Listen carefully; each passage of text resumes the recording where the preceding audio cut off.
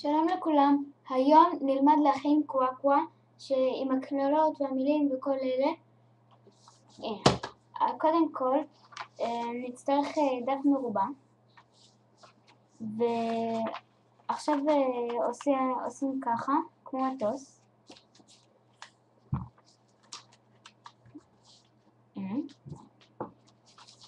עכשיו עושים גם ככה, שיהיה 4 משולשים בכל הדף.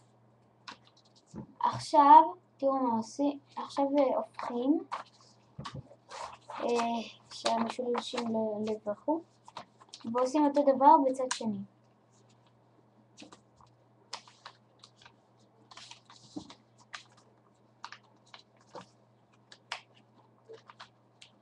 עכשיו זה קטע קצת קשה, אני נעזרת בקיפול כזה, רגע, שנייה, ככה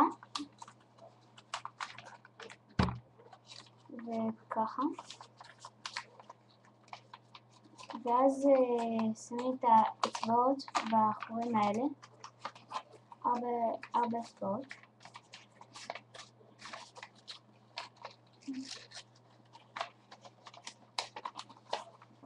עזבו, זה ייקח הרבה זמן. יש לי פה קוואקווה כבר מוכנה. מה שצריך לעשות זה לכתוב מילים, כל מיני מילים, לעשות צבעים בחוץ, ופשוט לשגע את החברים. להתראות